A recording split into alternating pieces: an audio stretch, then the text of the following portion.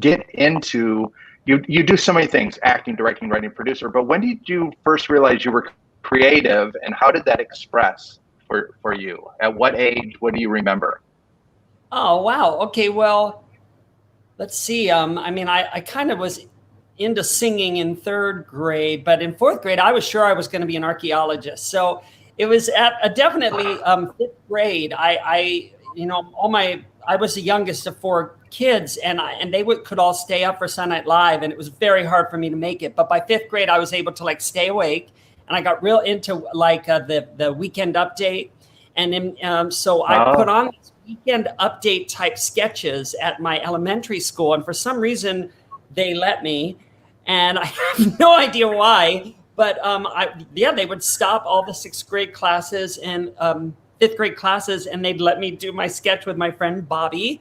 And I think that was the beginning. Yeah, but it wasn't until the next year that I even knew there was a thing called theater, when the high school performed Oklahoma. And that's when I went, oh, well, I guess that's what I'm going to do. Because in Ohio, I didn't know you could do film and TV. So when I saw that musical, and they all were wearing that terrible orange pancake makeup that high schoolers wear in Ohio. But I was like, I guess that's what I'm going to do. I'm going to wear orange makeup on my face and sing and dance. And so that's what I went to school for. So go ahead. No, you go ahead, Teresa. Oh, no, I was just going to say, so you knew, like, by 6th grade when you were singing, you went, I'm not just going to do this the rest of my life. I'm going to, like, did you know that was a career option for you? Or it was just like, I just want to do theater, whatever? I mean, did you still? It was just a hobby at that time, because in Ohio, it wasn't like there was no one around me who had the career of actors. So I'm sure it was just a hobby for a while. When I was in 9th grade, I did do a commercial for Kroger's. Kroger's is a grocery store in Ohio. Yeah. We know Kroger's. We're Michigan. Oh, that's We're awesome. Michigan. Yeah. Okay, I was right below you. So I mean, I'm sure and I also was an extra in a movie in Ohio. So I was aware you could make money acting, but I never thought I was going to become a film TV actor ever. And even after college, I never dreamed of it. And then I looked into it. But as a kid, I really didn't think too seriously about my actual career until then when I got to my junior year of high school, and you have to like decide what you're going to go to do at college. That was when it was like, I think I'm going to do this, because it's all I could think about. It's all I did. I was so passionate about it. My parents didn't want me to do it. They were like, right up until I was a senior in high school, they said, no, you're getting a business degree. You're getting a business degree. But by the time I was a senior, it was just so obvious I wasn't going to do anything but theater. And so they let me, yeah. And did they get on board? Did they not just let you? Did they become impassioned supporters, or was it all just like, oh, Jack? I think it was always, I hope he isn't living out of a box, you know, street. I know, yeah. They were worried, but they were supportive. I lucked out. I got some good parents for an artist to have, even though they weren't artists and didn't know any artists. They were fairly accepting. I was so excited. I had my chiropractor approached me and said, my daughter just said she wants to go to Western Michigan University and major in theater. And she said, we're panicked. She and her husband are absolutely panicked. We think this is the worst decision of her life. But we know you have a background in theater, Teresa. What is your advice? And I was like, let her go. And she just posted on Facebook yesterday that she is directing her first piece at Western Michigan University. And I'm just like, yeah. And I'm so proud of those parents for doing that, for reaching out to me. Because I used to run a children's museum. And I'm like, yeah. And the reason they hired me was because I was a theater person, and they didn't want an academic. They wanted somebody who understood the value of play. Like, that was what was important for kids. So it's the world needs artists. Right? Yeah. Yeah. Yes. Darius is here, one of our followers, and he says the right parents will always make a difference. And that's true. That's true. And they'll make a difference even if they aren't a fan of the lane that you might be wanting to go on, right? So you said after college, So after college, you fell into see who they are and accept them. What? Say that again, sweetheart. Go ahead, Patrick. I said it already. So Patrick, go ahead. So after college is when you started falling into it, is what you said? You started pursuing it? Well, I was going whole hog on musical theater right out of college because I didn't know what my life was going to be. I auditioned for Cats. Like, I thought I was going to be a cat. I couldn't dance it. I couldn't move the next day. That's how bad, that's how not suited for the musical Cats I am. So I just didn't know what I was going to do. But then I met my writing partner, Seth Rudetsky, while I was performing in this wonderful off-Broadway drag musical called Pageant. And we started. Oh my gosh, I saw Pageant. Oh my gosh, I didn't know you did that. That's a study for all 6 women. It was a beauty pageant where all the women were played by men, and it was a huge hit off Broadway. And it was the funniest I've ever seen live on stage. And I got to be the study for all the contestants. So anyway, that was kind of how I got introduced to the world of portraying women past just, throwing a wig on. But so then I started doing sketch with Seth. And then right around that time, I got a lucky break, a real lucky break, because my agents called. They said, Conan O'Brien, this was in the first year of Conan Late Night with Conan O'Brien. They needed, they said they were looking for somebody really weird who could play a very strange children's entertainer. And because I was doing this sketch show, I was just sort of doing sketches that were similar to that sort of energy, and I booked it. And I did 8 appearances on that. And then it was the writer of that character who had written a pilot that I actually ended up booking, an HBO pilot, and got me out to LA. Oh. So that's how you got out to LA, was through that? Very lucky. Yeah, once I flew out to do that pilot, it was with Bob Odenkirk and Janine Garofalo. Oh my gosh. And, yeah, it was a really cool pilot, but it didn't get picked up. And but that brought me here. And then once I was here, I mean, my first love wasn't necessarily theater. It was watching the Carol Burnett show. I loved her and the show. And so I realized, I think this is really what I want to be doing, is sketch and television. And so I stayed. And as I was flying over from New York, there was a couple behind me talking about a self-help book. And I remember thinking, I'm going the right direction. Because that was very much what I was into at that time, and still am. The concept of examining our thoughts and focusing on love and finding the joy of life. So how do you think that? I love the wait 1 second, Teresa, because I loved the little bit in Space Station 76 where the robot's talking to her about being in the now moment. That. I could so relate to it. Very funny. Go ahead, Teresa. I had to just talk about that. That's a film that I co-wrote and I directed, and it's very, very dear to my heart. So do you, right. This isn't linear conversation because I'm so curious. So you were doing, first of all, you seem so young to be exposed. You seem much younger than me to be exposed to Carol Burnett at so young. But were you watching reruns? My age, and sadly, it's up on IMDb. So please don't look there because you can't get it off. But yeah, I'm older than I look, I guess. But that's very sweet of you, and you don't look any older than 29, if you ask me. You're a good man. That's what makes you a great actor. So you saw that sketch. Did you start, it sounds like it all kind of happened at the same time, like the career, the videos, the sketch. It doesn't feel like your life has been linear. Am I right? I mean, it's hard to say. I will say that was a very magical time in my life, around the age of 24. A lot of things happened very quickly, and I consider myself very lucky. And so, yeah, I mean, I'm very grateful. Every day I make sure to take a moment and just be grateful for, the breaks I've gotten and for this life. And so it's, yeah. So the question, I love it. Sorry, go on. No. So the question I was going to ask before that too was just getting back to the spiritual side of things, because that's a surprise to this conversation that I'm really curious to talk about. You said it's important to you to see the love and I'm a big believer in self-help. Self-help, yeah.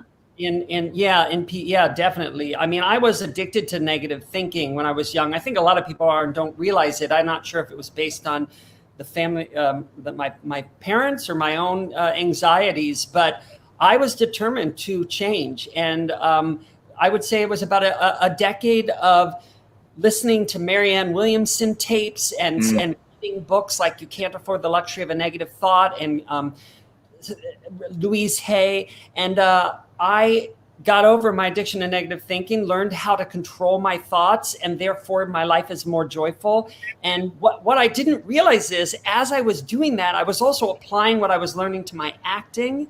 And then I realized I have something to share with actors, which is approach to acting that's based in love and not fear. That's more about art and less about result-oriented work.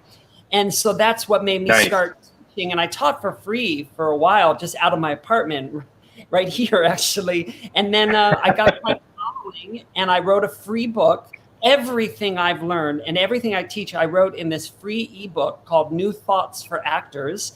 And you can get it on my website. That's my hobby, is helping actors to find the joy in their craft again. And then when you do, you book more work. And do you think, sorry, Patrick, I'm going to ask one more question. And then do you think that the creative mind lends itself to a more spiritual mind? Do you think opening up creatively, that there is a connection to the creative mind and spirituality? Well, I wouldn't say, I mean, I do love spirituality, but what I would say is that any kind of mind benefits from controlling your thoughts. In other words, from realizing that you're not your thoughts and that the negative thoughts are something that's happening out of habit, and you can actually break that habit and learn to focus on love and let go of those ego thoughts, because they actually are out to destroy you, not to make your life better, even though that's what it's saying. It's saying, oh, things will be better if you listen to me. So whether you're an artist or a painter or an artist or a banker, I should say, everyone's life becomes better. But I do think that artists in particular are meant to, I mean, we're here to express our joy through our art. And yes, I'm aware that there are artists who are miserable and doing art, but you can be a successful artist either way. You can be a successful artist by torturing yourself or by loving doing your craft and being okay with the uncomfortableness of doing it, but finding that exciting and not scary. So either way, you could have a career. So it's like, you only get one life. So which one do you want to choose? And I'd much rather be the actor who loves doing what I do and doesn't sweat things, doesn't have anxiety about it. And it's very simple. That is so great. I teach, you get benefits from literally immediately. And by the way, I'm not selling a class here because, again, go to my website, read the free book. You don't have to take a single workshop with me to apply what I call, for instance, my actor affirmations. They're right there at the first chapter, and they change your life instantly. Jack, you're talking our language, because we're very much in this world. Teresa's husband is Pacharek, which is New Thought Minister. What is it, Teresa? He's an ordained. He's a practicing Hindu. He's an ordained Hindu Pacharek. He's kind of like an outreach minister, but he's a yoga dude. He's a yoga dude, and it's the principles. It's like you said, it's not necessarily. I mean, spirituality, yes, but it's almost like high vibration principle. I talk about it in terms of vibration. Do you want to live a high vibration life, low vibration life? And it's like, I want to go into career disciplines with a high vibration. So that's whether you call that spiritual or whatever. But yeah, so my husband's a Hindu Pacharek, but he's also an actor and a voiceover actor. That's what he does. That's marvelous. Well, I think they go great hand in hand, that kind of, I'm not surprised. And my husband is the New Thought Minister. So he oh my God. He got his master's in divinity at Agape. Are you familiar with Agape out in Los Angeles? Oh yeah, I love New Thought. I know New Thought much better than I know Hinduism, but I think both are great. There's only one truth, and there's many ways to say it. But often people will say to me, go to my workshop, they'll say, "Oh, are you in AA?" And I say, "I'm not," but like it's all one love. It's like the answer is love.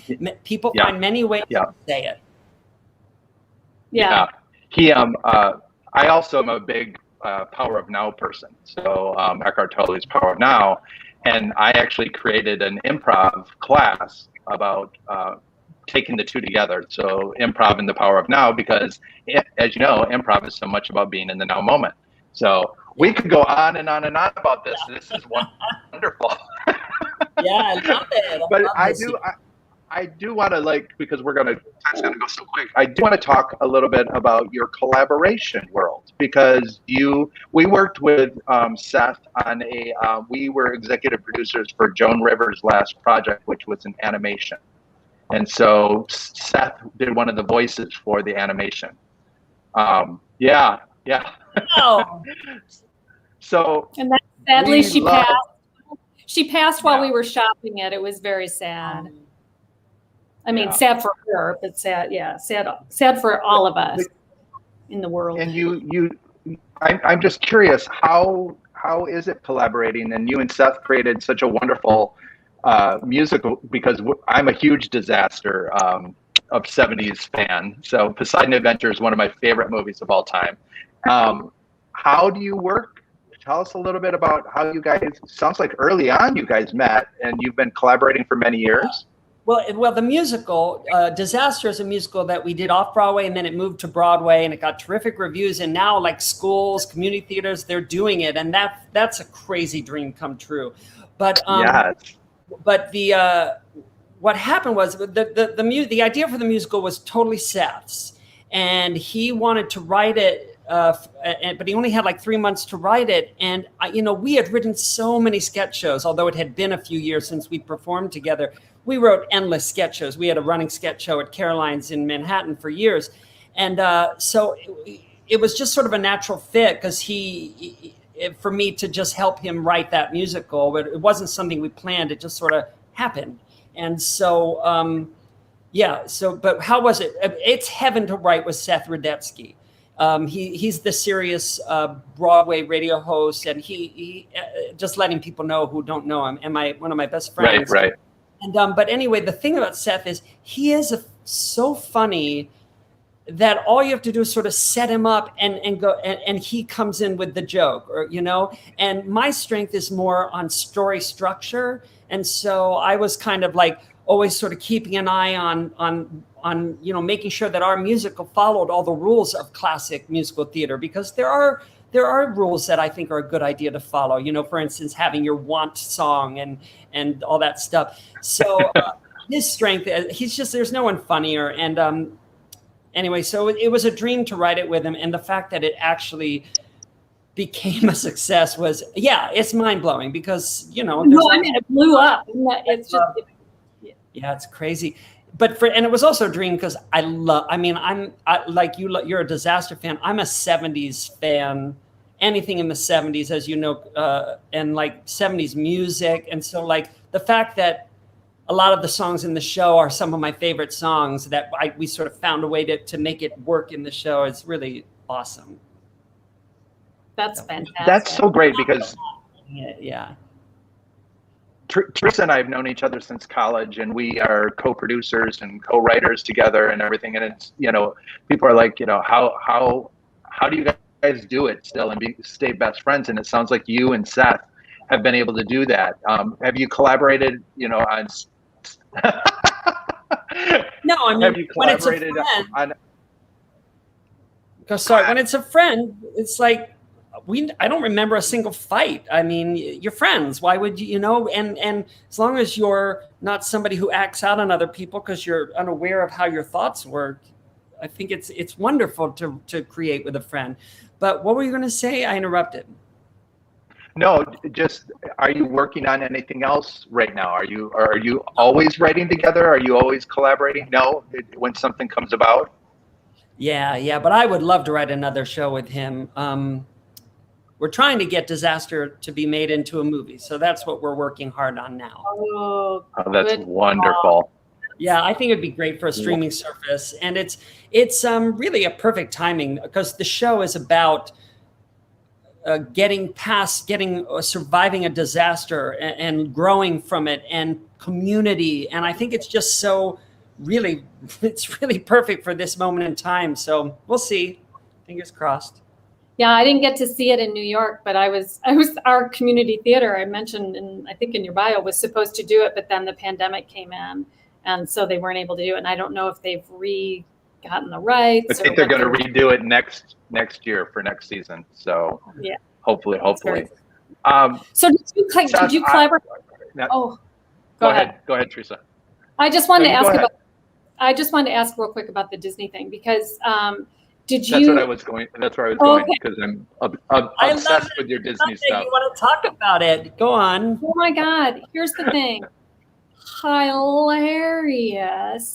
And it's so funny you say story structure, because I'm watching them and you see how when you freeze frame and you pull it in, you freeze and then you turn to talk to Walt and you do that. It's like, how long did it take you? And was that, so one, did you have a collaborator on it? If not, that's what I thought it was all you. How long did it take you, and did you study the scenes first, and where did the idea come from? I could ask you 78 questions about this thing, because I think they are brilliant. I tell you, I never dreamed that they would get the response they're getting. And for me, someone who literally wanted to be an Imagineer as a kid, obsessed with Disney parks, dream come true that now, I'll hear from Imagineers. They'll say hello on Facebook, and it's just like, it blows my mind.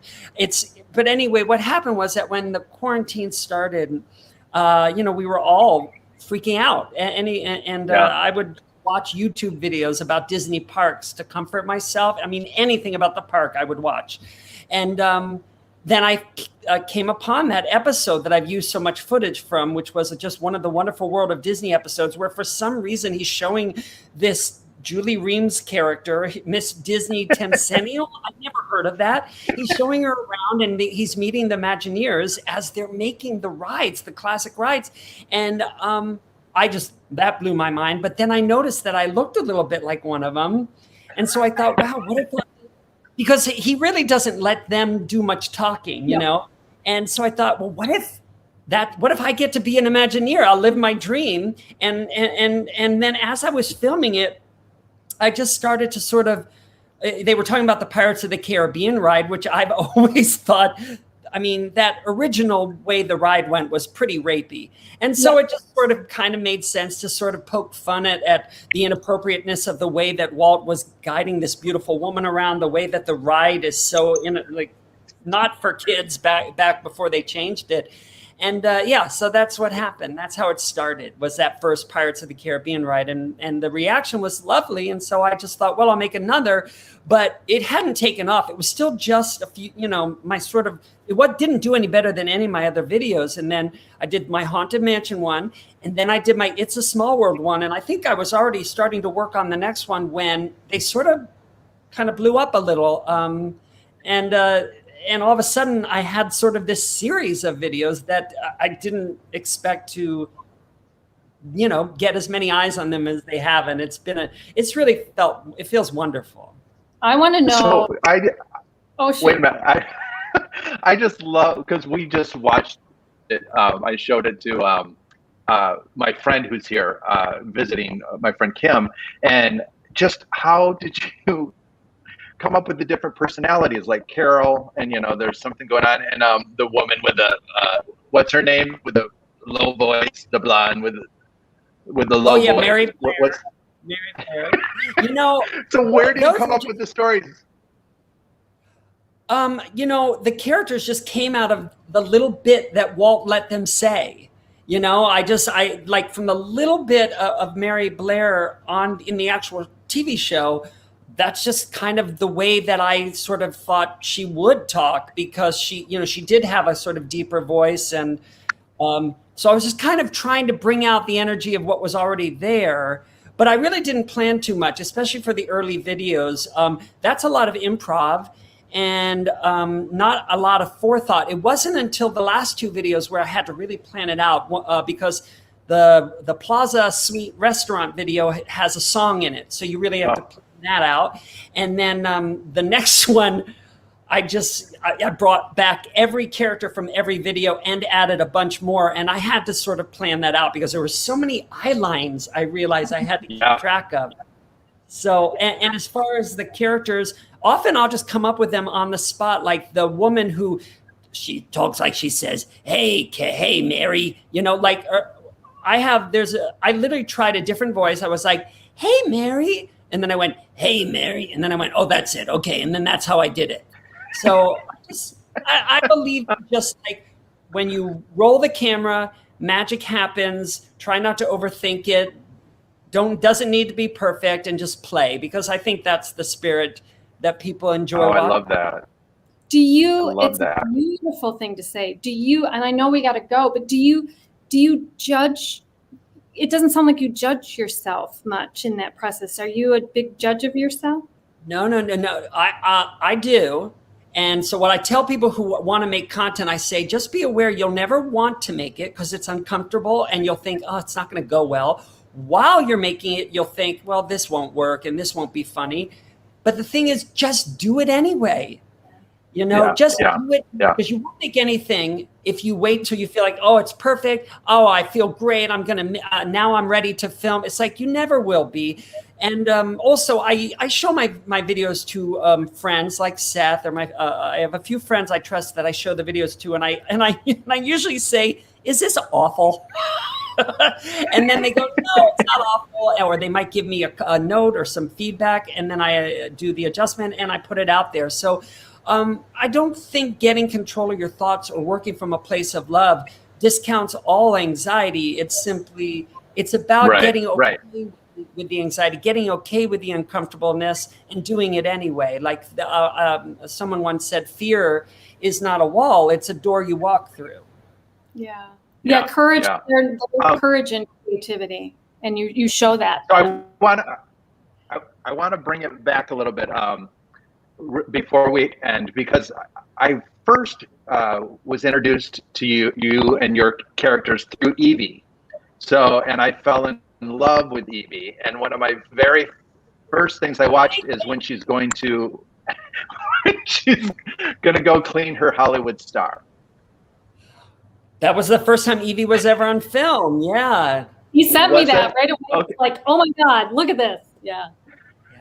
That came out great. I made that with my pal Dennis Hensley. We knew we needed a lot of jokes.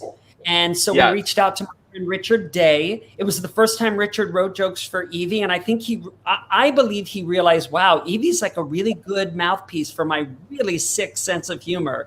And then Richard Day is the one who went on to write and direct the feature film. And Girls Be Girls right now, for the first time in over 15 years, you can watch it now online. It's available for streaming on Amazon, everywhere. Right? iTunes, YouTube, Amazon, everywhere. So that's really wonderful, because for many years it was gone. You just couldn't find it. I know, and that's how I was friends with Dennis Hensley. And so that's what I think I first saw Evie was on a VHS. I think he shared it is how I first saw it. He also introduced me to the Brady Bunch Variety Hour. He had all those old tapes. But so we put Girls Will Be Girls up there, and we also I have put in the link in the comments that they can click right on to go to your website and also your Instagram and then your YouTube. We're going to put them all up in there. Oh, okay. But yeah, my YouTube channel is where you can watch all my videos. I have a playlist called Jack's Comedy Shorts. I also have videos for actors who want to watch how I teach or watch my videos I made where I illuminate some of my share how I teach. Yeah. And then there's Space Station 76. If you want to see that, you can watch it anywhere, all the streaming channels. And that's a dramedy. It's a sort of a really dark comedy that takes place in the future, but as we imagined it in the 1970s.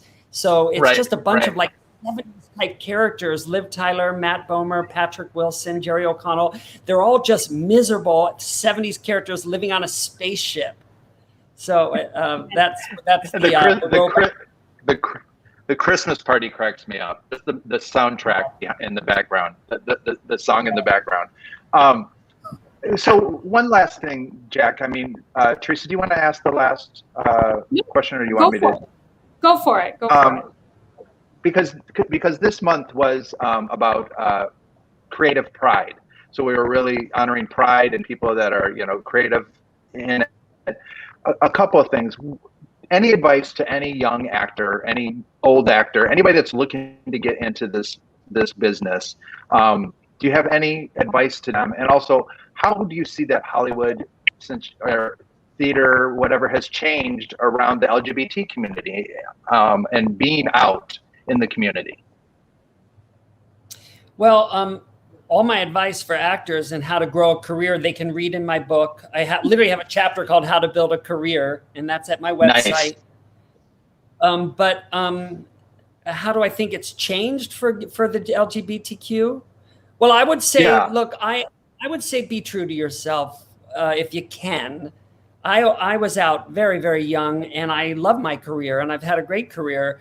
I also, though, I was a character actor, and that makes it a little easier for me. But I think everyone can see that it's a wonderful time for LGBTQ, because I think that while some things in the world are so terrible right now, it's still such an improvement over what it's been in the past. And so many people are waking up to, you know what I mean by woke, right? Yeah. And so totally. I would say believe that you can have a career, but I don't need to say that. I mean, I think Pose is saying that better than I ever could in terms of nice people. And don't believe anybody who says anything that makes you feel bad. Like if a teacher or a book or whatever says, hey, you need to do ... if you want to make it in acting, and it makes you feel like I have to do that, and I don't want to do that, or I'm scared to, and just ignore it, because there is no one way to build a career or to become hugely famous. There's just no one way, and anything that makes you feel bad, don't do that and ignore it, because there's the opposite of any rule is also always true. Like, did that make sense? Yes, it's wonderful. It's really wonderful. Yeah. Well, this was wonderful, Jack. I'm so grateful you were a part of our Fubble Time, and it's just, to watch your career for many years, starting out with Evie and then just enjoying you on, so many different Gods and Monsters. We didn't even talk about how brilliant you are in Gods and Monsters. And then just that you're a director, producer, right? And that this positive view is really refreshing, and really we're very grateful. Very grateful. Thank you. I'm honored to have been here today, and this was really fun for me too. So thank you so much. Nice. All right. We'll see you later. Thank you, Jack. Don't run away. Oh my gosh. We didn't even get to all of our written questions. There's so many more questions I want to ask him. I know. One of the questions that I didn't ask was the lady, the 10 centennial or whatever, the woman. And at one point he does a cutaway and she's like she's doing this kind of weird face. I'm like, what was she think? I want to know what was in the original. Anyway, so clever, but that's just clever. He just clever.